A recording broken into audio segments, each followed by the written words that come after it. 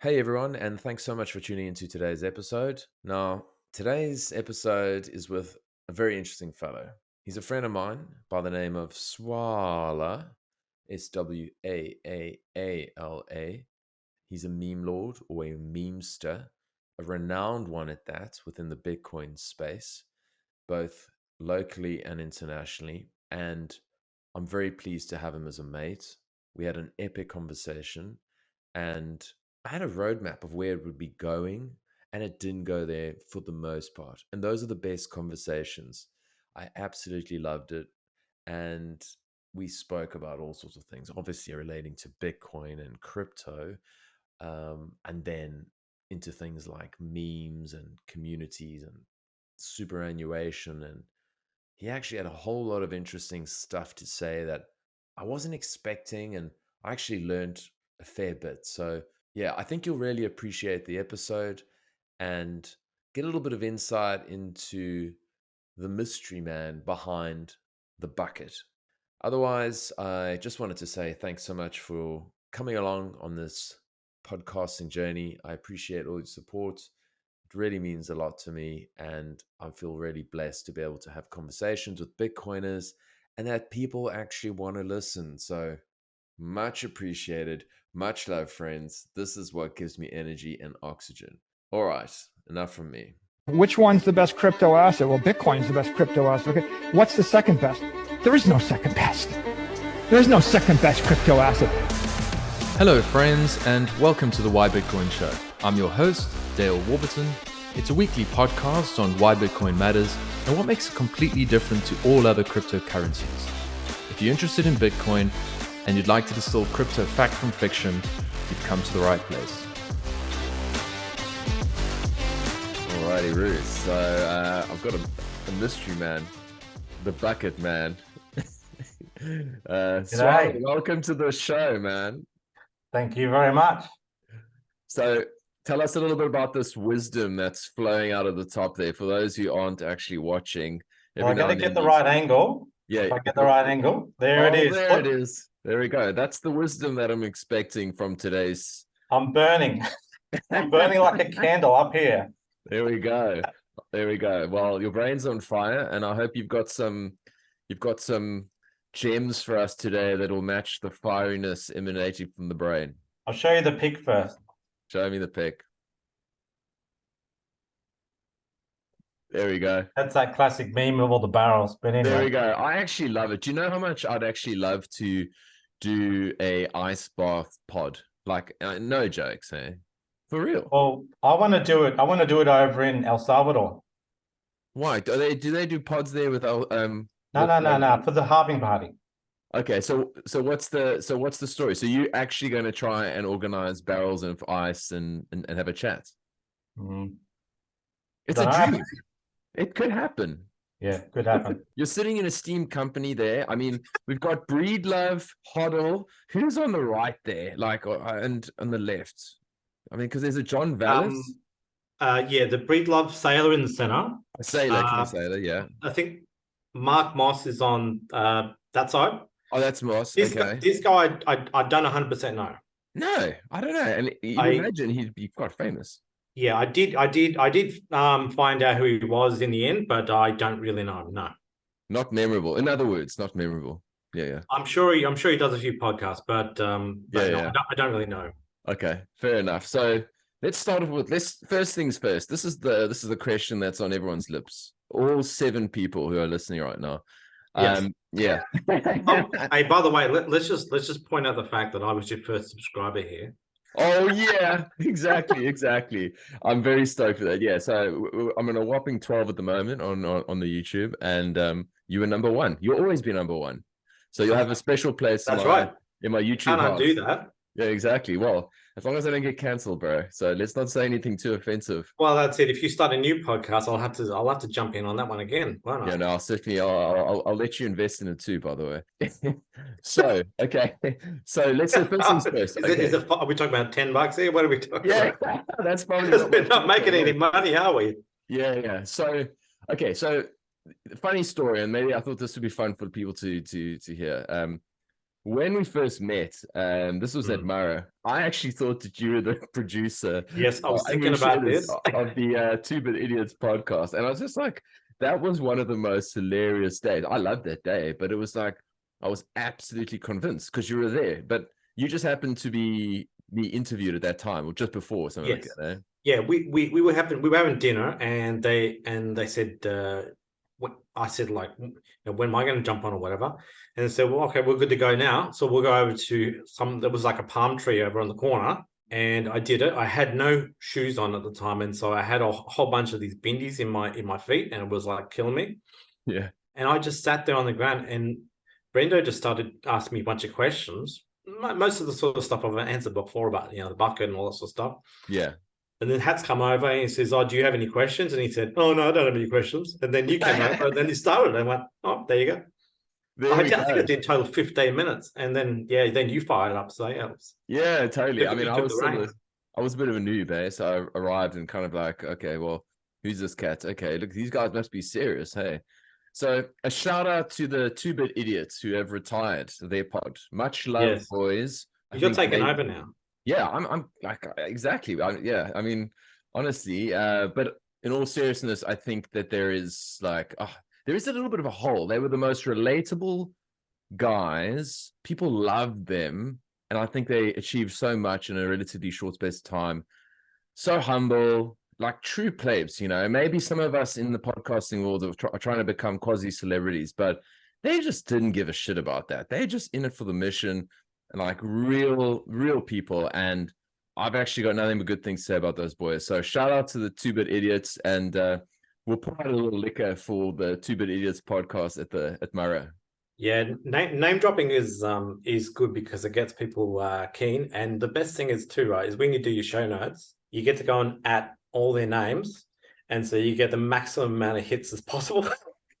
So, like, why not? I think we should just name drop people all through this entire episode. So you've doing a lot of work with your homework, and you have to add as many people to come watch it as possible. I know that was their strategy to tag people, but I Yes. haven't employed it to date, so maybe I could learn a thing or two. Oh, Okay. yeah. Let's name drop. But anyway. Okay, so let's start with this. Okay, the Swaaala. Okay, I remember asking you, but I don't think either of us were in the state that would, result in a very clear memory on either part. So the Swaaala name. Let's just talk Swaaala. Like, what is this act? What does it actually mean? It doesn't mean anything.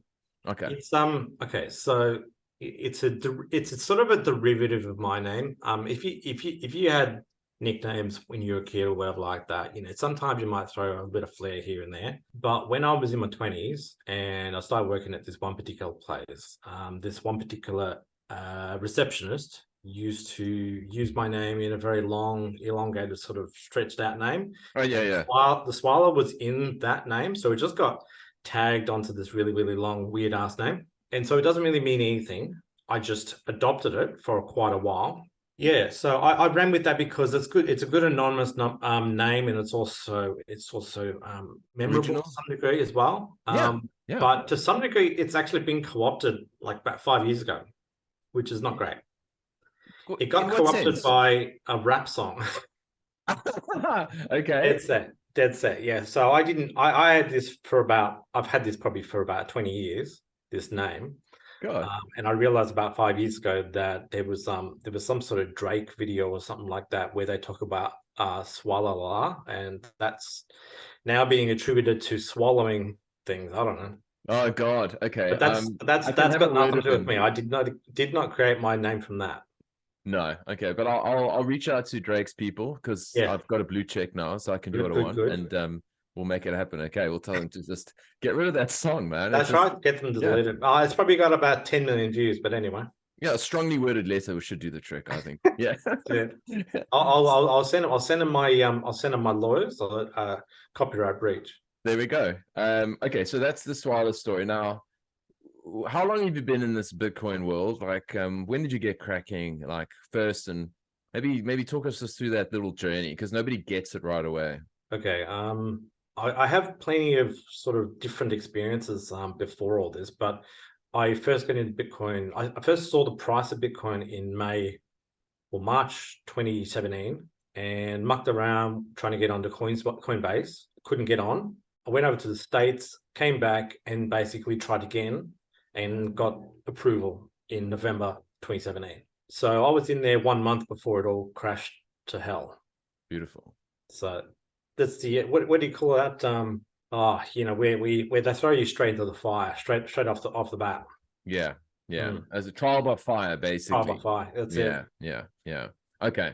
So you got into that. Okay. And what was so aside from the price action, was there anything about it like freedom technology, sound money, or like what angle did you come from it? Just like a greed angle, or? I knew nothing about it. Look, I first asked why the price was so damn high, because as far as I knew, most shares were like, $50 to $100, maybe $500.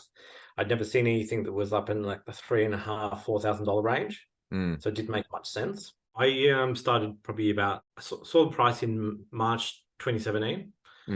And I didn't do much about it. I tried to get on the Coinbase a bit there, and I couldn't get on the Coinbase. So I decided I would quickly go off and do my overseas trip, which was over to the States. When I came back, I tried again, got on the Coinbase in November 2017, and bought my first Bitcoin there. And that was about like 1 month before the 2017 bubble popped. So basically, I got straight into it at that point when the market was about to crash, so that stopped me up a little bit. But I didn't get into it from any freedom perspective. I didn't really know anything about it except for the price. That was all I knew. And so I had not heard about it prior. I'd never been told about it. I had no clues. And so I just started researching straight away on videos.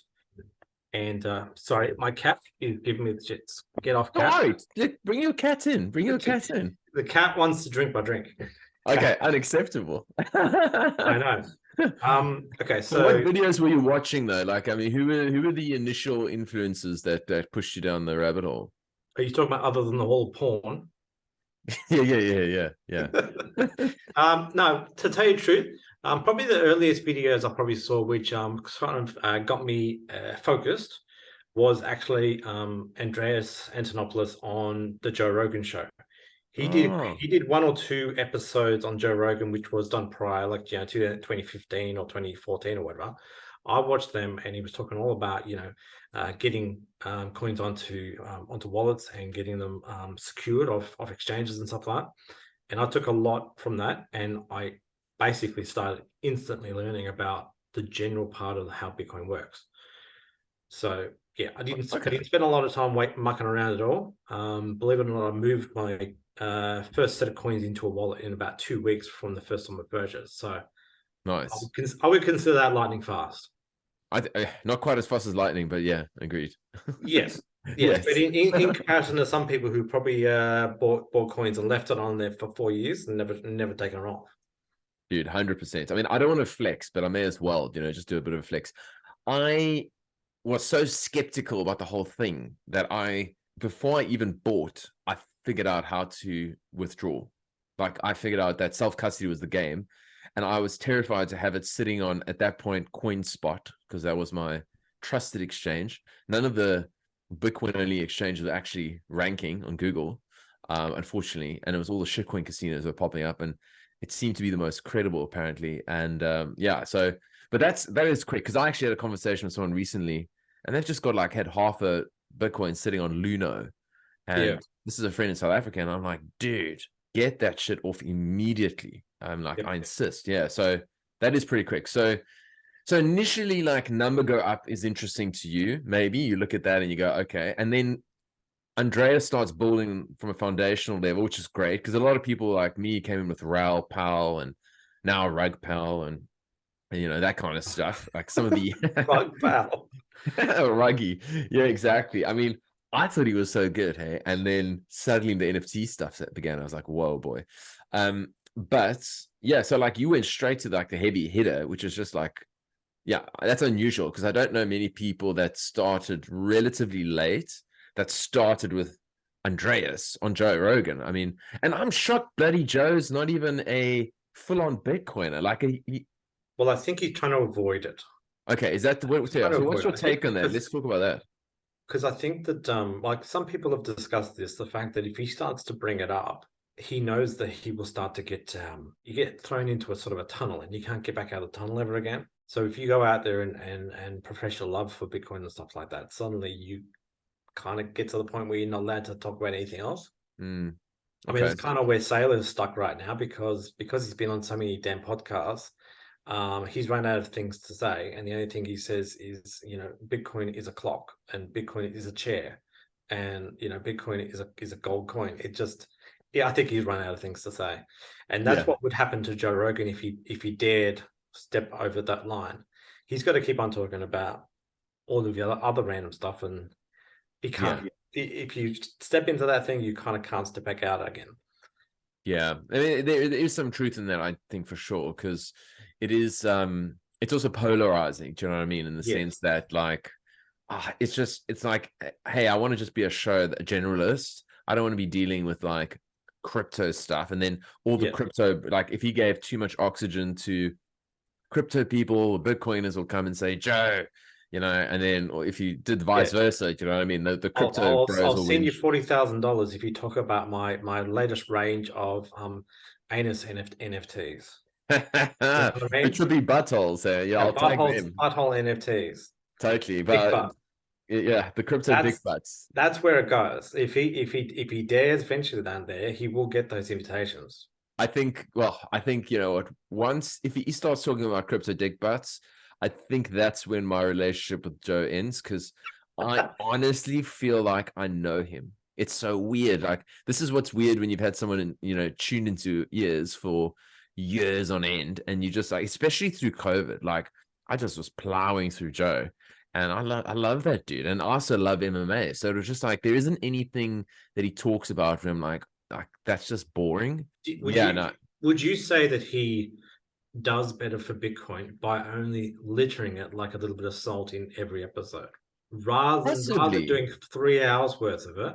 If he goes and goes, they shut down my bank account and just has that 5 minute talk with that, isn't that like getting through to the people who aren't switching off? Because that's the thing. If you had a episode directly with a Bitcoiner, then people might not click on it because they're no longer interested. But there are people who are maybe they're listening to maybe that Curry guy who's talking about comedy, right? Yeah. So telling heaps of jokes, and then Bitcoin comes up for 20 minutes and then it steps off and goes to talk about, Biden or whatever like that.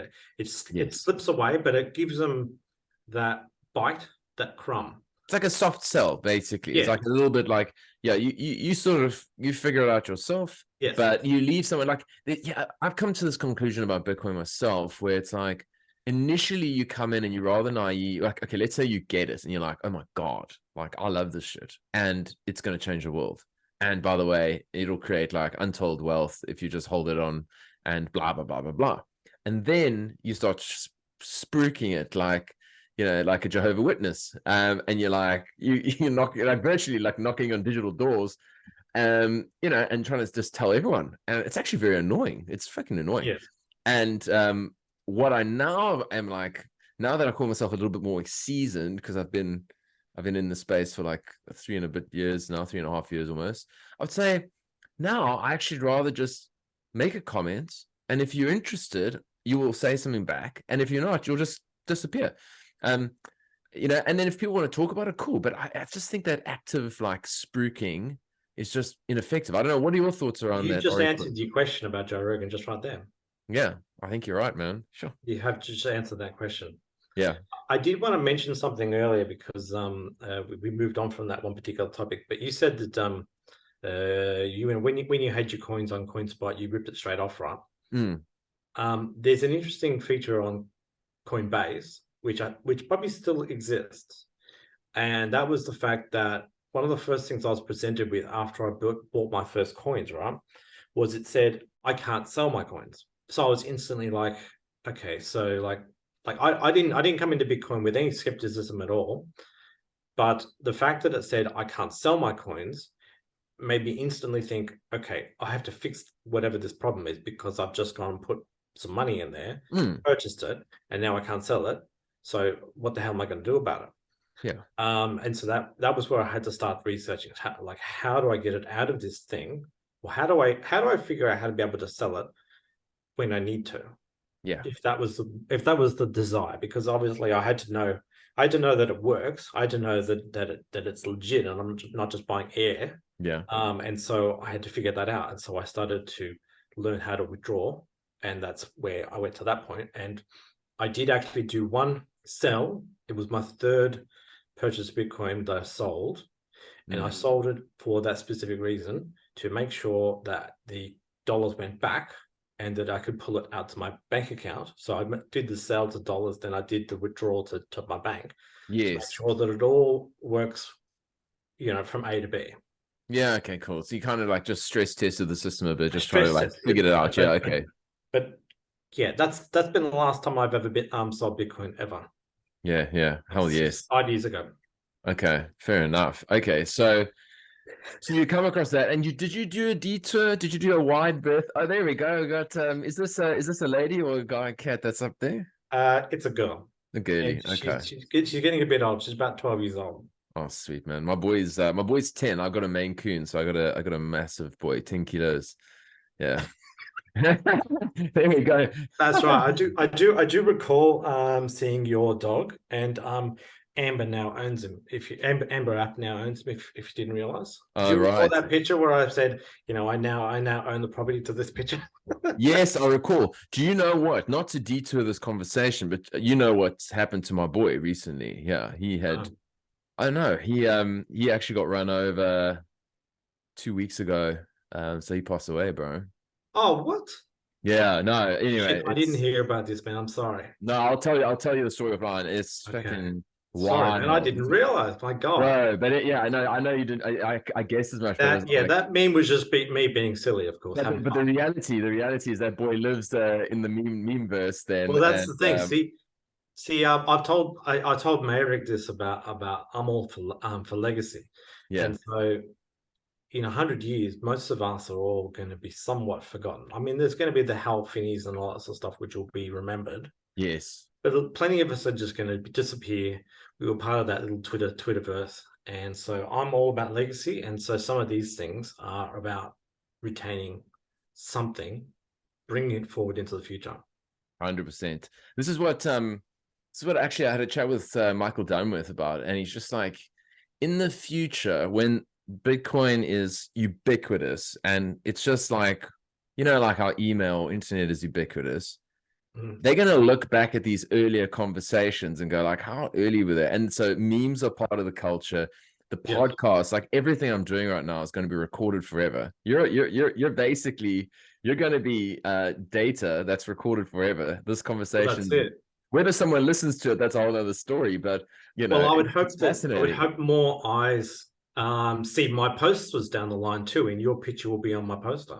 There we go. Yeah, So 100%. that's the hope. I think that's what Bitcoin does to us, doesn't it? To make us think not just for like, I mean, we're thinking like legacy stuff. It's quite insane. So when you think about your stack, like, do you have any intentions of selling your stack at some point, or like taking some profit, so to speak, and try and like, kind of live free? Like, let's imagine you've got a healthy stack and you go, I'm going to just shave 10% off and have a good quality of life. What's your view there?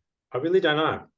Like, I recall all the early videos were always saying, remember, at what point in time you're supposed to take profits and stuff. And then there was a point where I just actually said, you know what, I don't really know what I'm actually planning. I actually don't know. Ultimately, I would like to, probably be able to improve my son's life, in the future, and any other offspring that may come along. And so they'll be the beneficiaries of some, like a good amount of coins, hopefully.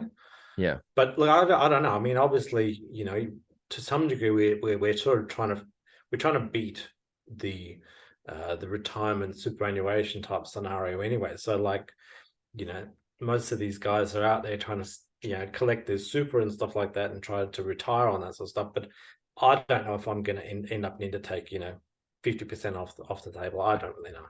Yeah, it's hard to know. I have no intention on selling while I'm still while I still got all my limbs and I'm still walking and stuff like that. So And you can still earn an income, yeah, if I basically. can continue to earn an income, I don't see any reason why I would need to go and touch it. The only times that I do touch it is the times when I actually have my spending stack, which is basically, paying for pizzas, buying tickets and like, Doing that silly sort of stuff online. So I do have a spending stack. So I don't like to be seen as someone who's just hoarding them all. But yeah, we spend every now and then. But yeah, yeah. it's No, that separate. makes sense. That makes sense. And I think what you were touching on there about like, superannuation or the pension fund scheme, that kind of it's the kind of compulsory contributions towards the sort of black hole in the future where other people are managing your money, they're charging a fee, you don't know what they're investing in, you ask them the question, they go, just trust me, bro, it's really good, don't worry about it, man. Yeah. And the reality is that Bitcoin is going to outperform every single one of them, not just like a little bit, by like a country mile. There's no second best, as it were. That's And the hope, because yeah, I see those, you see those ads in Australia, and I don't know if Americans wouldn't see this obviously, but you occasionally get the ads where someone's going up an escalator and one's going down an escalator. One person's going to get $400,000 when they retire, another one 500,000. It's like, whoop de do, $100,000 difference. mm, mm, Like I'm aiming, let's say we're aiming for something far better than that. yeah. Let's just not try to scratch the bottom of the barrel here. Let's actually try to set up ourselves for the future. Yeah, and future generations. I think that's really what this is part of this is about, is that Yeah, it is creating that sort of generational wealth, and that's something yeah, that people talk a lot about.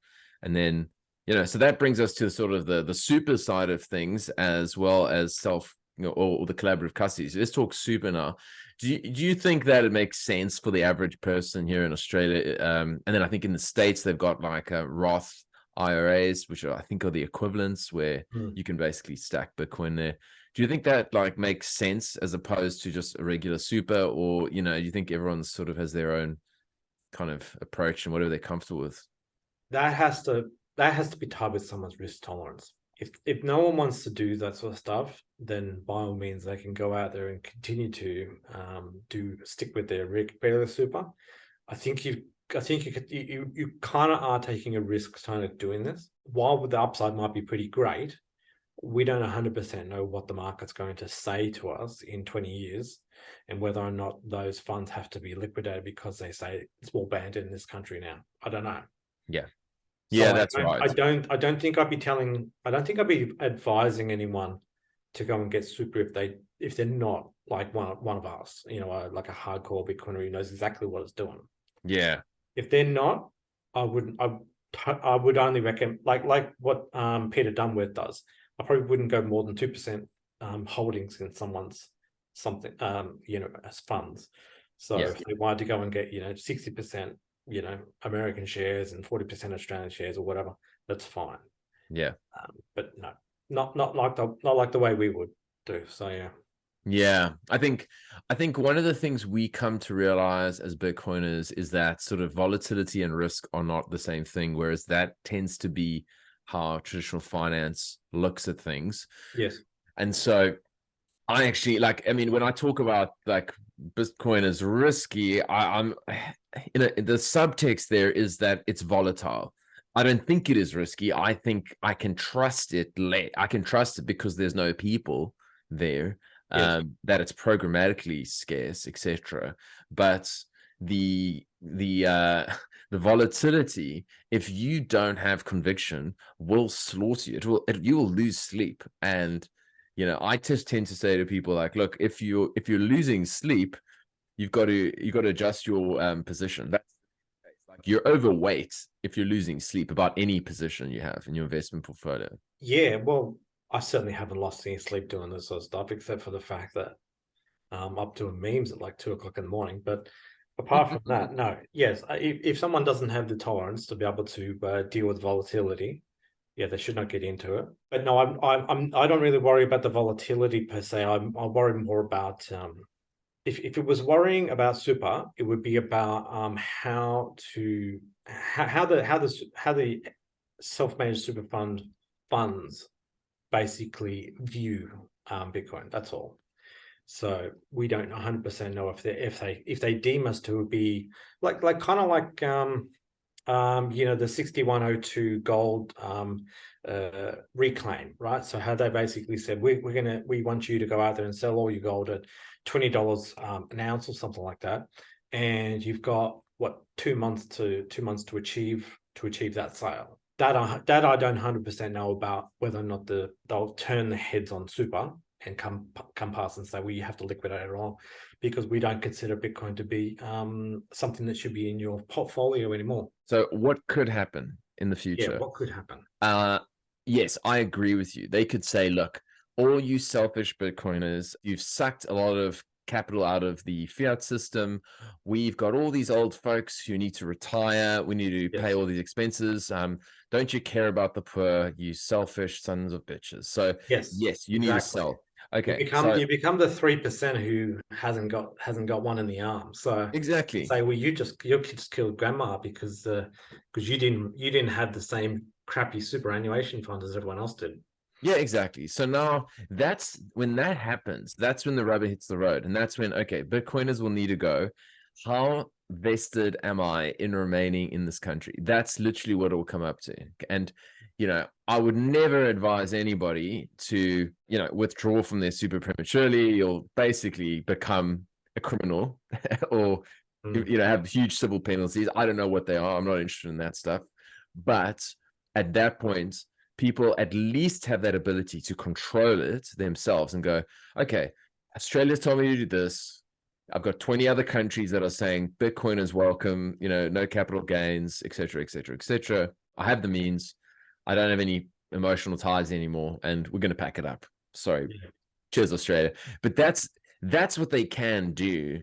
That's what they can do. And it is a threat. And I think that they will not like the self-custody model in the future. I see an ETF becoming part of it. It's like, it has to be part of it. Yeah, well, that's the thing. Maybe it might end up transitioning. Maybe it might get to the point, and I would hate for it to do this, but you may end up having to, if you have to liquidate, maybe you have to go and buy the ETF instead. I don't know, but I would hope that none of this sort of stuff has to come to pass. Absolutely. No, 100%. In relation to doing a runner, like I know that you've already fled one country already. But do you have any kids? You probably don't. No, but I think therein lies the Yes. roots. Yeah. See, that's the thing. I'm in a lot of ways, I'm kind of stuck from the fact that I've got, I got a boy and he's got a mother, and then the relationship just continuously connects out like a spider web. Yeah. It's hard to escape when you have some family ties back here in this country. That's spot on. Yeah. Can you hear me now still? Yeah, I can hear you just fine. God, I've got this really fancy mic set up, and I tell you what, like I'm just an absolute idiot because like I've only just figured out how to start working out, and it is maybe that's Well, why I'm hoping my new mic is working out quite nice. Dude, yours is working out like a dream. I mean, right. yeah.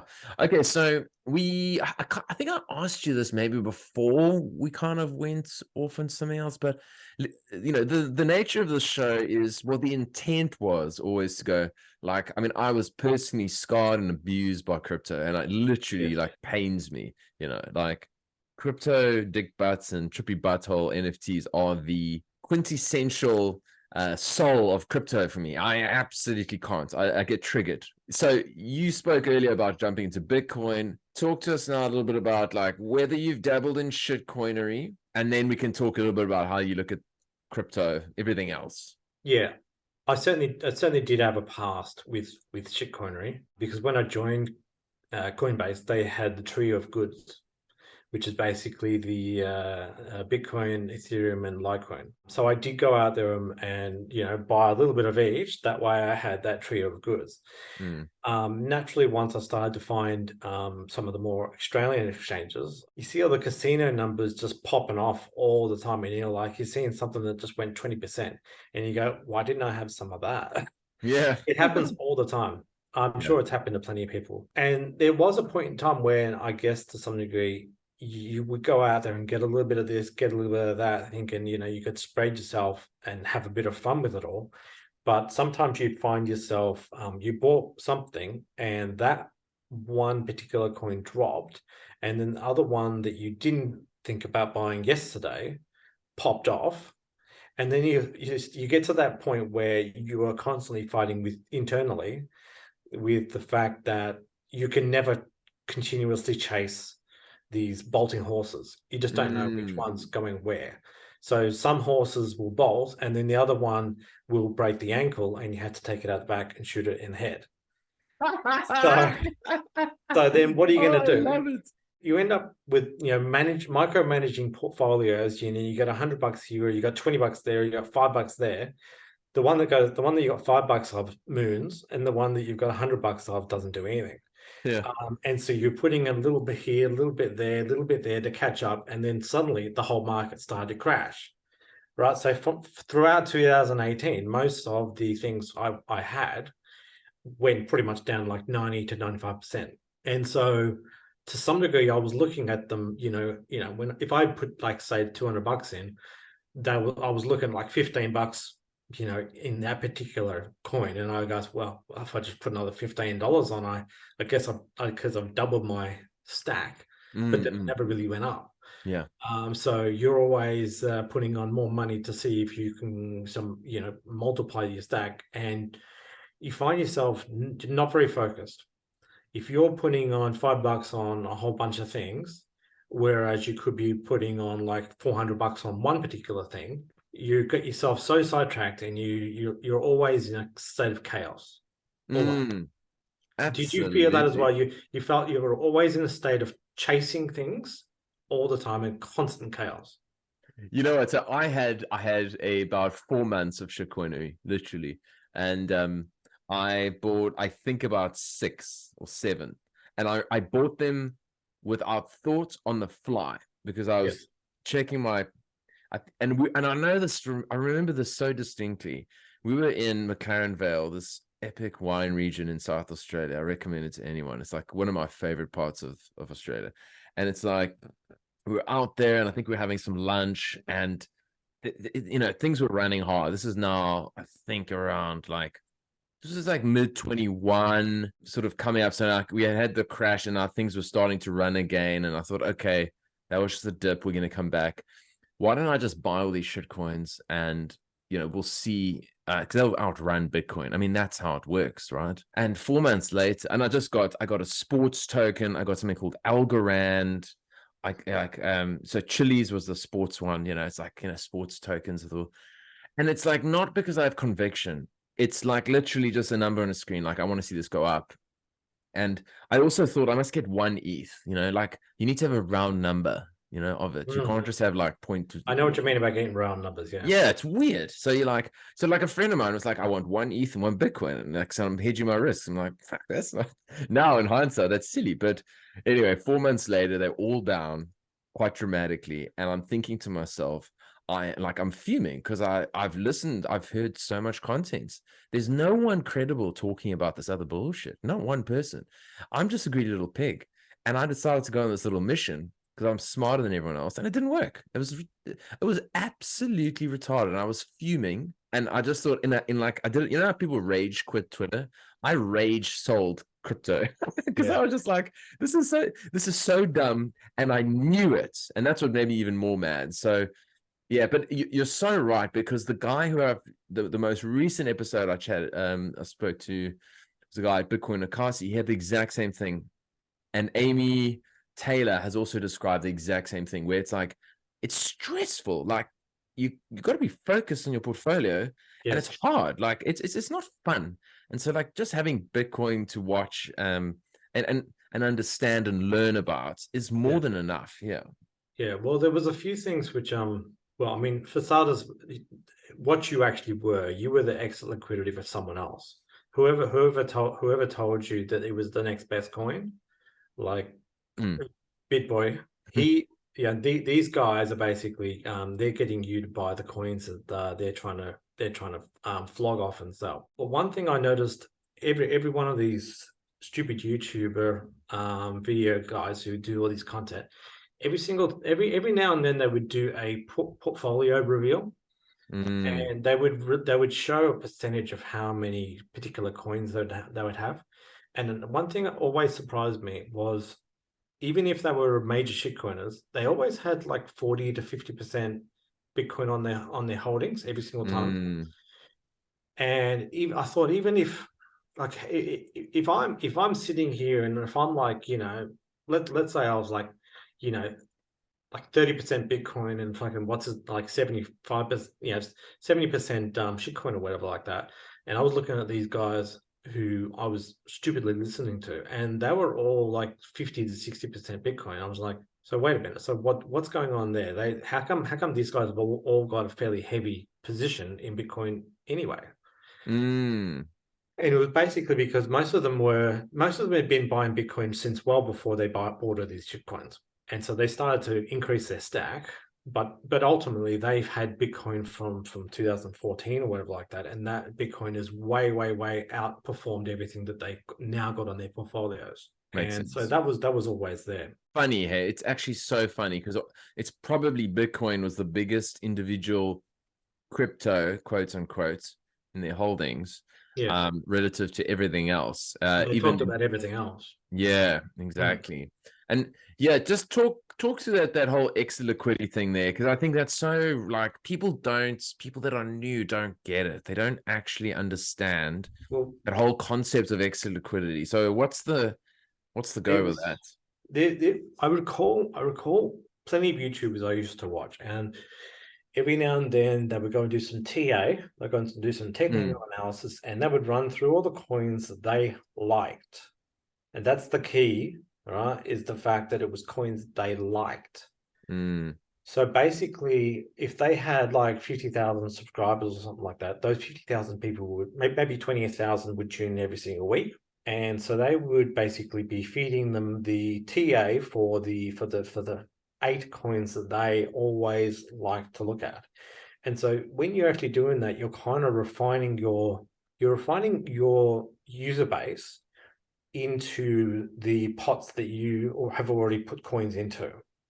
And so most of these people, they probably went out there and bought X amount of coins when it was down low. And if they keep on talking about the technical analysis and the merits of a particular coin for the next 6 months or so, all of the people who watch them will continuously buy those coins, thinking, yeah, I can understand the way that works. Yeah, that makes sense. Oh, look, it's going up. Oh, it's going mm, down. Oh, my friendly the friendly face on the screen is telling me that, oh, this is why that 10% drop happened, and now we're going to go up 10% again to retrace or whatever. mm, But they basically are, they're talking about their own bags. They are selling you their own bags. And once you start to realize that, once these guys mention the coins that they do, they basically have bags. This is mm. their bags that they are hoping to pump until it gets to the point where they can sell. And I've seen it so many times. So many people on Twitter, they go through and they raid people's, they watch people's addresses, they watch the coins move, they see which one goes to the to the Binance wallet address or whatever like that, and Mm. so they know the times when people have moved the coins at the top, sold it, and they know that the times when they've received it, like 3 weeks prior to them doing a promo video. Yeah, yeah. So they know, they get it. They the guys tell them, this is a good thing, stack up on this, and they go, no worries, I'll research for the next 3 weeks. And then they start shilling it. And so they basically got huge bags, and all of their NPCs are listing in, That's and the they best. are Yeah. just like, oh yeah. Like, imagine a token where you can put money in, and like then you can watch sports or porn with it, like just Mm. by sending micro cents of some sort of shit coin into it, Yeah. Exactly. and they get excited. That actually reminds me of a particular. I got a mate who I chat to locally around here, and he was telling me that he went and sent about like $90 or something like that worth of Bitcoin to a particular address, and I went, what did you send it to? Sorry, Mm, can you please explain? And it was some sort of like, I don't know what the hell it was. It was some sort of token. It was like it was like an ICO token for a coin that you're supposed to use to be able to watch girls. And so I was like, what the hell are you going to do with this? There's like no utility to this at all. And like I went Oh and my checked. God. He said the coins there. I don't 100% know if he got the tokens back, if he minted them or anything like that. But I went back and double checked, and yes, it had gone down 97% since the day that the ICO was released. No one could have seen that. Oh, Like, it's that $90. is. Not only did his $90 basically on the normal market go down to $30, maybe ish, 30-ish. Yeah. But not only did that, it also went down to about 15 cents. Oh gosh. It's quite, yeah, it's breathtaking. I mean, I went to a conference, the CryptoCon conference last year. They've actually named it correctly. It's absolutely spot on. I mean, They've it's named it such. CON for con. Maybe I should tag them in here. I don't know what the defamation laws in Australia. I think I better brush up because honestly, I've never met such a bunch of grifters in my life. The worst people there. I remember meeting a recruiter, a guy who's got a blockchain recruitment firm, and he's like telling me this like proudly, very proudly, that he's recruiting for this firm and he's going to get paid in tokens. And it's just like, what do these tokens do? Like, Yeah. you can just imagine, we're gonna put beef on the blockchain. So it's like, dollar beef, that's the sort of token's name. And then what? You're gonna have a bunch of beef farmers go out there and say, buy beef token, we'll track it to supply chains, and then you'll just sell it the minute your so-called lockup period ends. I was actually tempted. There's two things I'll tell you. It's a funny story. One is like, I was tempted to like go to CryptoCon and just be a troll, but it's like I don't live in Melbourne, so it's a bit of a mission, and I don't want to spend the money because I'm cheap. Yeah, because it costs like $250, doesn't it? It's ridiculous, right? I mean, I'm not going to spend $250 to go trolling. no. I thought of doing like a GoFundMe with Bitcoiners, but I thought they'll probably say, look, you can find better uses of your time. Yeah. But yeah, so that was the one thing. The other thing is like, so I've got a few bullshit social media accounts that aren't my real name. I'm actually known as Jeffrey. I won't go into that. G'day, Jeff. Jeffrey, yeah, I love it. It's a funny name. My name's Hungry. There you go. I'm hungry. Hello. My name's Jeff. So there was. Wait a minute. Hold on a second. Wait. Yeah. You can't just walk away from that. No. Yeah. So now you have to say what they said on 22 Jump Street. Oh God, no! I don't know, Jeffrey. Oh wait, my name is Jeff. Oh God. I've got your coffin. There we go. Okay, that's Jeff. Okay, so where was that? So Jeffrey gets a ton of ads, right? Because Jeffrey, I can't handle it now. Jeffrey is an Egyptologist, sort of does lesbian dance theory. I just want all the algos to be a total wreck. Okay, so I get the worst ads. I speak German. I do all this kind of stuff, and I actually I'm head janitor at Microsoft. It's stuff like that. It's just so funny. And that's a good qualification. That is. It's pretty. Yeah, it's high quality. I get inside. You get to sleep in the car park, don't you? Oh, from time to time, and also get to see what old Bill's up to. But no. So Jeffrey gets a lot of ads for crypto, right? And so I get this thing, and I don't know what I was thinking, but I just put in my details, and I've got another fake guy from Friends. I don't know if you remember Joey's fake persona. Oh yes. His name's Ken Adams, right? So Ken Adams is my guy. So Ken Adams fills in, and I gave him like my actual number.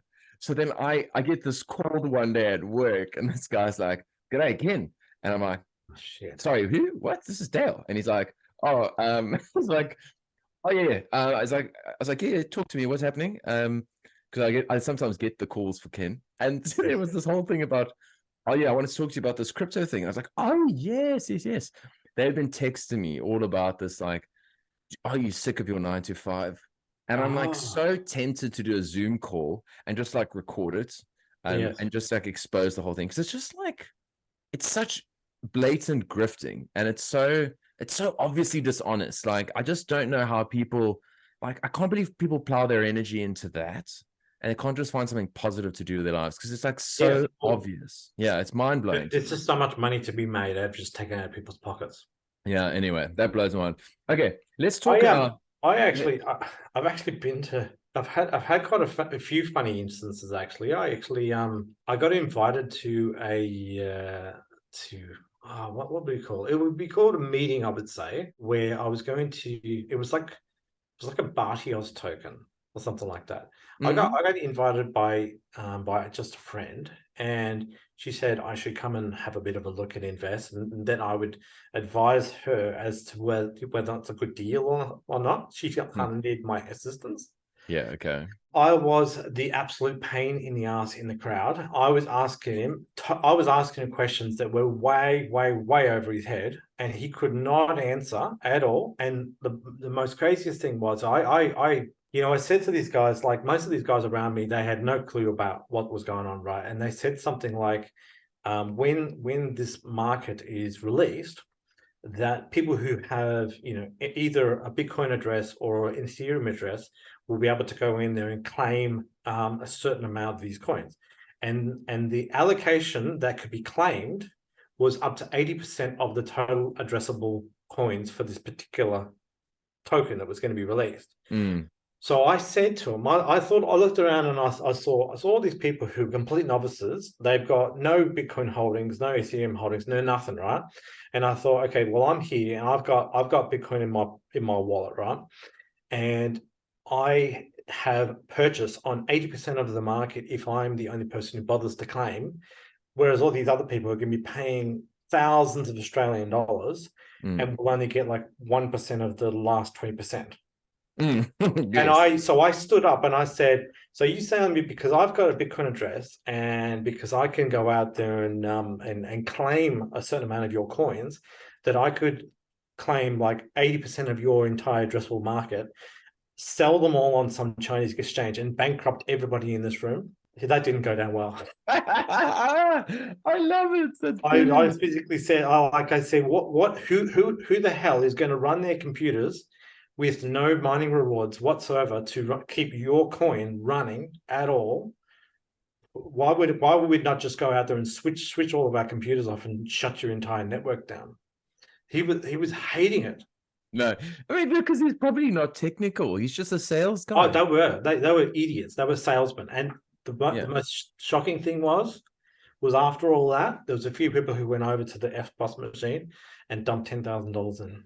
Oh God. Yeah. It's Yeah. just it's sad, man. And It's you sad. know So, what? What's crazy is that coin never actually became anything.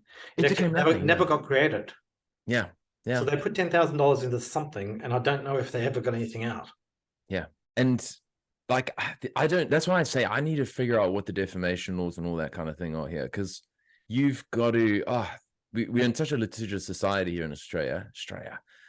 You've just got to Right. be careful. Yeah, because I remember when I was working at one of the shitcoin rags, there was this one guy, like, and I don't know what it was. It was a father and son against sports tokens of some sorts. We're going to sort of put these sports things on the blockchain or whatever. And we then, I know which rag it was. It was Crypto News. And the owner at the time had invested in it, obviously, because this is how you get the inside track. Oh, sure, bro. Yeah, I'll put in a little early and then I'll just market it on my rag and it'll go up and I'll just dump it. So it never got released. So the guy was fuming himself. My boss was fuming because he was like, well, what the hell, guys? So he then angrily writes a piece. What happened to this project? They've rugged everyone. We got a letter, a lawyer's letter straight away. You better take that article down and blah, blah, blah, blah, blah. And, in the circumstances, like he just was like, okay, cool. They didn't want to deal with it. But I don't think, have that kind of protection here. All right. Whereas like Corey Clipson can go out there in the US and just call everyone out for being a shameless shitcoiner. But here you kind of got to be careful. Like people can go through through inference, figure out who runs CryptoCon and all that kind of stuff. They can go figure out who's behind it all. But it's like you can't go and name people. And it's just like, it is a bit frustrating, but enough of the crypto stuff. I'd like to somewhat give you a bit of an answer for that, because one thing Oh yes. Okay, sorry. Yeah, tell me. I like to tell people about this quite a bit is that, like, one thing I learned from the hodl or not situation, right, is not to it's not necessarily dead naming, but it's more the case of you don't go out there and nominate someone in particular who is the problem in any case. So I like to avoid directly insulting the person and who they are.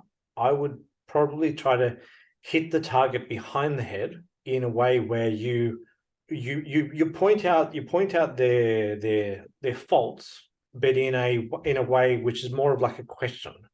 So you could go, instead of saying, well, you scammed everyone by doing this sort of stuff, is you can ask a question more like, what happened to all that money that people were promised?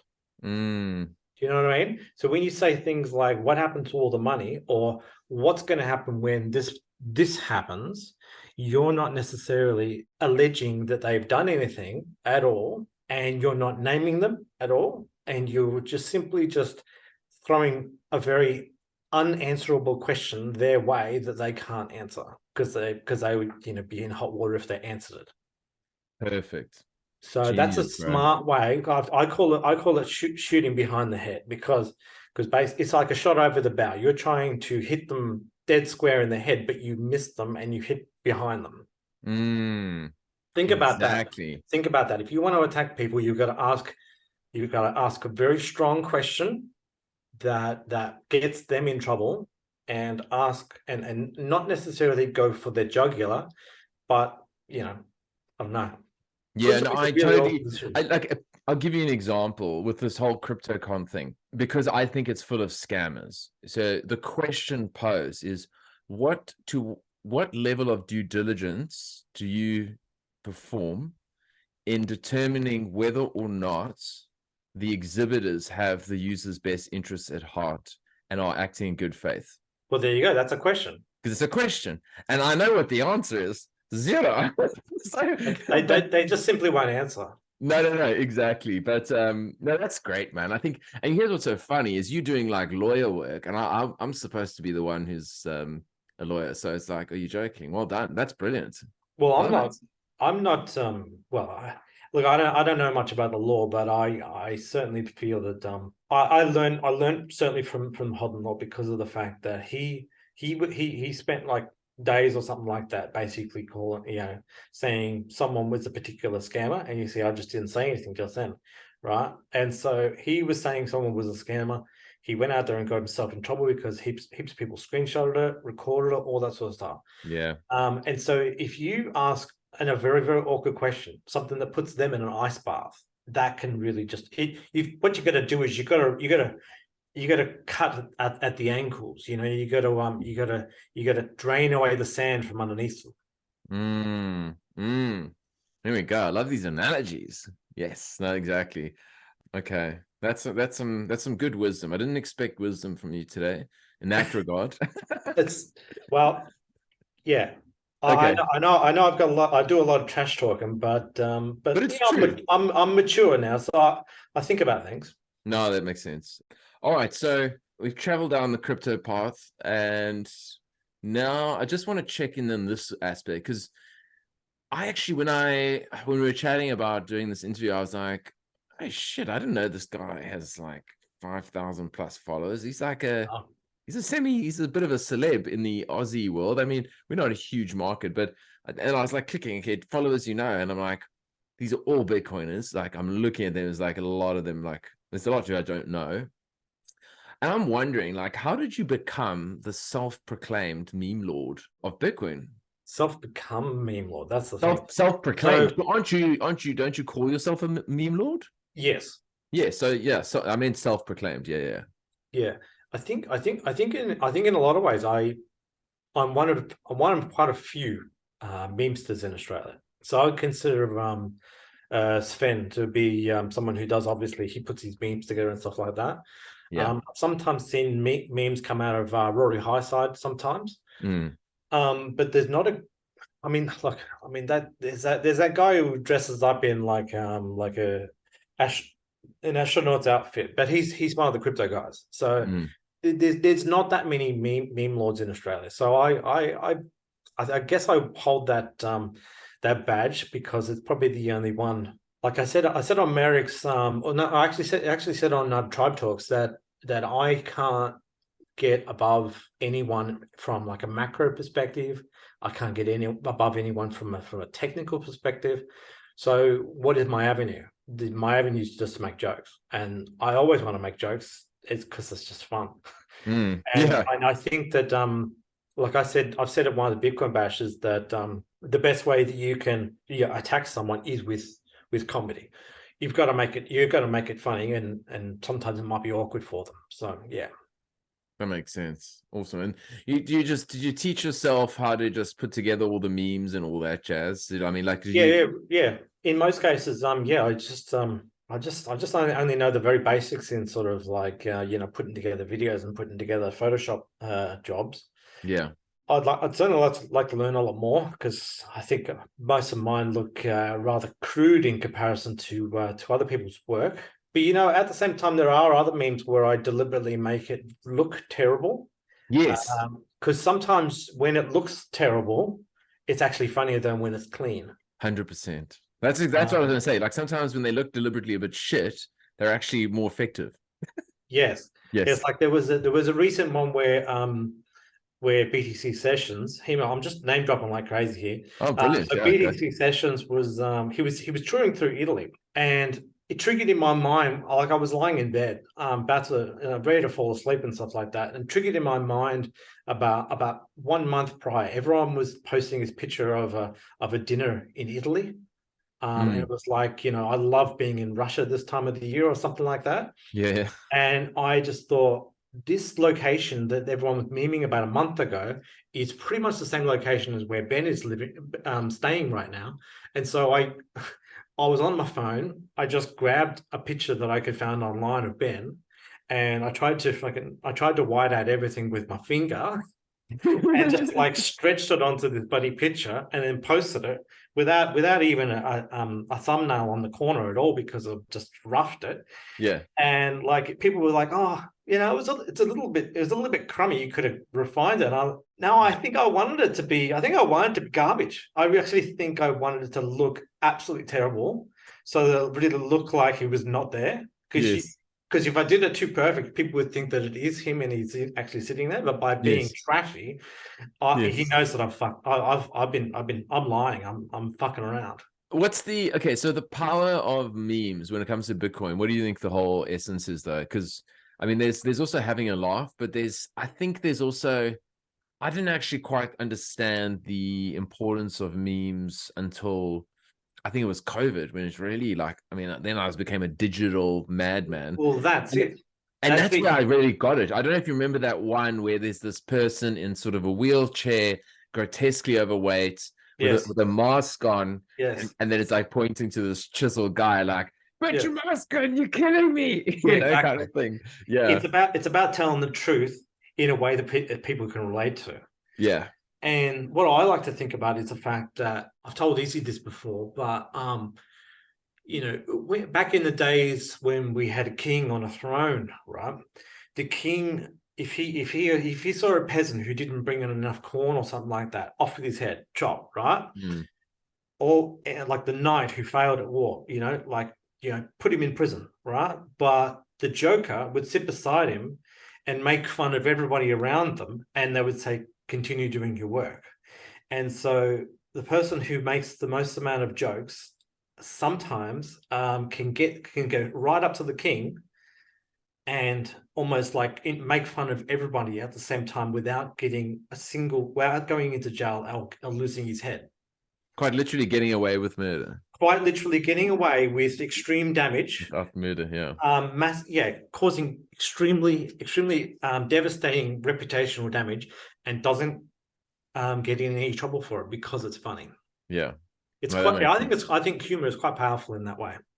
Oh, it is, and it's humor is what I use to sprinkle my life with, because things happen in life that are just, if you can't laugh at it, you'll cry. So honestly, it's one of the few things I think, like, it's actually one of the things that drew my wife and I together was like humor. Oh, really? The Office. We started watching, David Brent, the British Office, and like and we especially right in the beginning, we watched a lot of Friends together, and we just were in hysterics laughing, and we just keep each other laughing because it's so important, especially in this day and age of so much like there's so much negativity. You really can get wrapped up in stuff. So it's definitely worth keeping a sense of humor through thick and thin, because I think it's a critical part of life.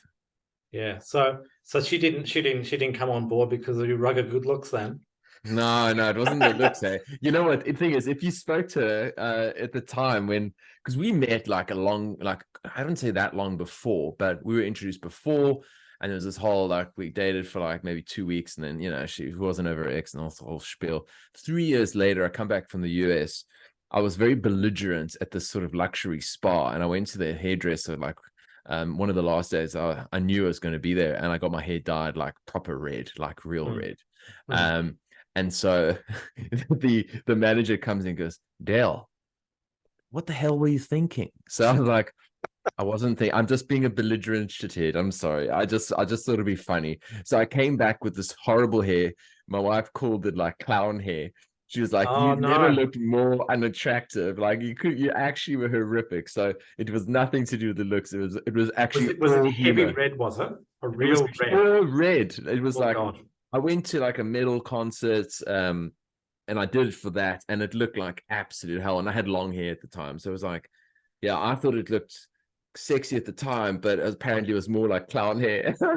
Yeah. So yeah, but so my last question, man, before we wrap up. So we're in a bit of a lull. It feels like we've been. I mean, this is my first real bear market, in the sense that it's just feel like it's gone on forever.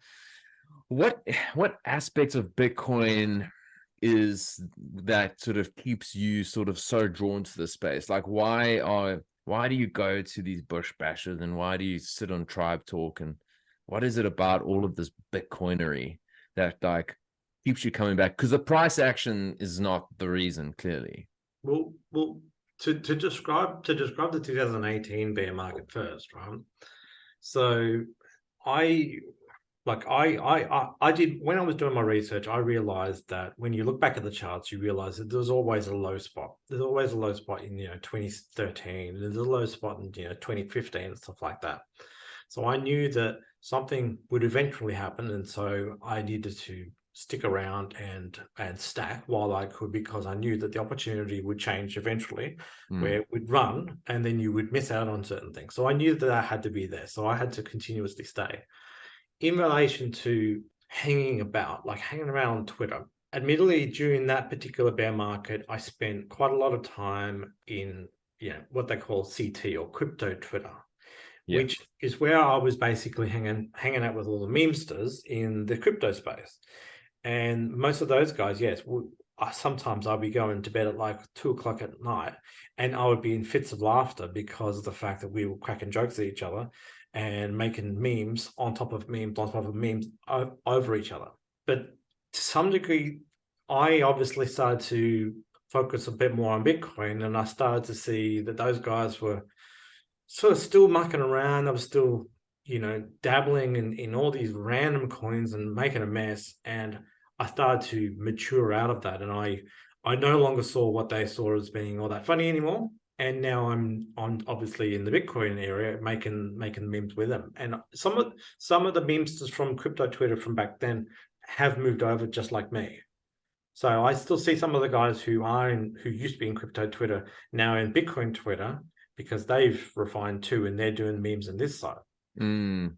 So there is a small amount of like gravestones back in the old crypto Twitter where nobody retraces those particular things anymore.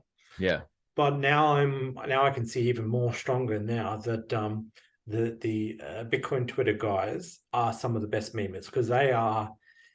Well, most Bitcoiners are pretty good at critical thinking, and critical thinking is sometimes where you come up with some of the most like smartest ideas, and that's what brings together some of the biggest laughs, no doubt about it.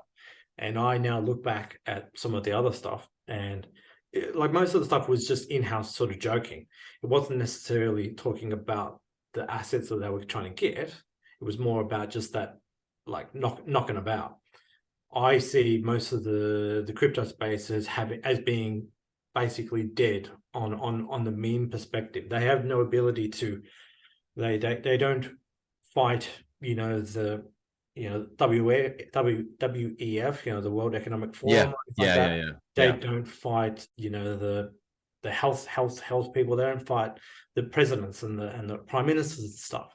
They don't yeah. fight any of those sorts of people. They don't make memes about them at all. But Bitcoin Twitter does. We're at the pointy end of the spear, directly attacking the top. And like I have an absolute ball listening to most of these guys, and I'm happy to say that I personally hope that I've made a good, maybe 400 friends out of the whole thing, really, because Mm, I didn't really have that many friends back about 10 years ago because they were all starting to fade away. But now, I know a good 80 people who go to bush bashes, yeah. and I'm probably connected with another, 200 odd people globally. And man, I can't wait to go to the bloody halving party over in El Salvador too, because I'll be able to go and hang out with all at least 100 of the top notch guys internationally. So that'd be really good. Wow. That's epic, man. And I can totally resonate with that. Hey, it's just like, yeah, I mean, being a migrant, don't have a lot of like, natural mates, Yes. you come there and I mean, Bitcoin people are my mates, man. And I was at Yes. McCormick's thing in Sydney recently for the What Bitcoin Did event. And I loved it, man. It's just like, I mean, and the content was good, but it was just like also it's like the Bush Bash. It's so good just meeting people in the flesh.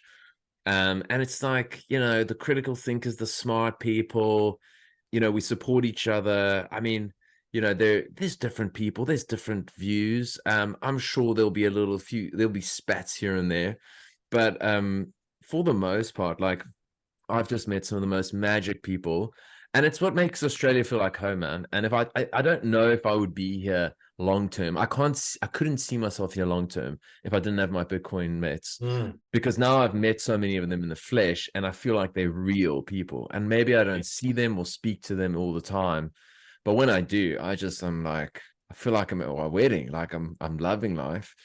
And yeah, I can't wait. I can't wait for Murrah. The Bush Bash is going to be absolutely Well, epic. maybe we should organize a wedding at Murrah. We'll just get two of the guys to go and get married and go down the aisle, and we'll pronounce them man and wife, or man and man. Man and man. I mean, yeah. I mean, I can't. Unfortunately, I think it's illegal to. Brendo and Polygamy is hats. illegal. Yeah. Okay. Those. They're married. Oh dear. Yeah. I was thinking we should do something for those guys. There's some sort of like. Yeah. Maybe let's talk offline. Maybe we can figure out something. I was thinking because those guys like they made a huge. They were inspirational to me and my journey as a podcaster or a media guy, and I just think they're just so genuine. It's ridiculous. Like Yes. so relatable. Yeah. Well, Um, I think some thanks has to go to Tim and Bill. You can tag them in the show notes as well, yes. because they, along with Irish, set up the Bush Bash, and so I think that we're making it go from strength to strength, and they're always standing up there presenting to all of us young dudes, because those guys are a little bit older than us. So yeah, we're just a whole bunch of little spring chickens around them. So yeah, Yeah. but we'll Absolutely. have to. No. One day we'll have to take the reins and stuff like that, and pass it on to even the younger kids like Nick and stuff like that. He's like about 20, 25 or something, isn't he? Oh, totally. No, exactly, man. It's brilliant to see, and yeah. Again, all this stuff will go down in history. All this stuff will go down in history. And we were at the forefront of it. Like, it's so exciting. Awesome, man. So, where do you want to tell people where should they find you? I mean, we know you're on X. X. X. I don't want to X. call it that. Yeah. Okay. So yeah. So I'm sure most people know me from my Twitter account. I do also have a link inside my Twitter bio, which goes to my YouTube page. Mm, I've only got about 242 subscribers right now, so it's absolutely groundbreaking. And I checked Social Blade yesterday. It said that if I had my 1,000 subscribers, I'd be earning $3 a year. So like I'm making bank. Yeah, you are. I'm not going to see those Exactly. $3 at all. You could just But imagine me. I've got 12 subscribers, so I'm killing it. So I yeah. mean, I don't even know why I'm having this conversation. I should just be going spending my money. Well, I think it's just you and me now. Yeah, We're exactly. just I mean, having a private conversation right here. yeah, there we go. Okay, cool. So we go to Swaala's YouTube, go to X, and then I don't know if are you dabbling in NOSTR yet, or what's your story I there? have a Nostra account, but I don't do much with it. No, I mean, ditto, man. I've just got to because I know that's the future in the sense of one day if I say something silly, I know that at least NOSTR will be a place where Yeah. I'm free, Well, I know truly that free. I know that I'm learning. At least if I've got one, I can learn from it. Like I know that everyone likes to get all excited about getting zaps and stuff like that. I don't think I've got enough following to be able to go and get any zaps, if at all. But like one of the things that the ICO offender said, Yellow, he said that and I totally agree with this. This is the reason why I didn't go on a Nostr for a while there, was that well, there's only a small group of people over there. I don't know if it's like 5,000 people right now or something like that, but they all are yes men. They all love exactly what you love. There's nobody's going to tell you to go and get stuffed. So in the open on the open internet, the part of Twitter where everyone else is, that's where you can attack. That's where you can attack Biden. That's where you can attack the ECB. That's where you can attack Dan Andrews and all that sort of stuff. So Yeah. you can't attack those characters on Nostr. They're not there, and so Yes. it's. I think ICO offender. What he said. He said it's like shouting in the middle of a desert. Mm, So there's not much fun shouting in the middle of a desert. You're not going to affect much change. yeah. But certainly by all means I'm on Fair there, enough. and I can, if I ever get banned, I can always have a chat and just say, look, I'm all right, guys. I just got to go and get my account back online, I guess. So There yeah, we go. we're good. Awesome. Sweet, man. It's been rad. I've really enjoyed this chat, man. It's gone we had a bit of a roadmap, and it's taken some beautiful detours, and I love Yes. it. So nice one, man. And yeah, I look forward to seeing you in the flesh in Mara. Yes, and I'm Epic, hoping to man. speak. Yeah, okay, I plan brilliant. to speak. Awesome, dude. Okay. All right, Swaaalla, you champion. Appreciate you, Okay. man. And we'll talk soon. Thanks for getting me on, Dale. Cheers, bro. You're welcome, man. Yeah. Thanks for listening to today's episode. I hope you enjoyed the conversation and that you got some value out of it. Either way, hit me up on Twitter and let me know what you think. My handle is Dale21M. If you've got any suggestions as to people you think I should be talking to or topics I should address too, I would love that sort of feedback. Otherwise, if you want to support the show, there's a couple different ways you can do that. The first is just to share it amongst your friends and family. The more that people hear the message that Bitcoin and crypto are not the same thing, the better. And I want to help people understand that. The second thing you can do is give me a 5-star review on whichever podcast app you're using. Of course, that's only if I deserve it. And last but not least, if you want to stream sats my way via the Fountain app, I'm not going to say no, but it's not expected. Thank you so much for your support thus far. It means the world to me. I appreciate the hell out of you, and the best is yet to come. Much love, friends. I'll see you on the other side.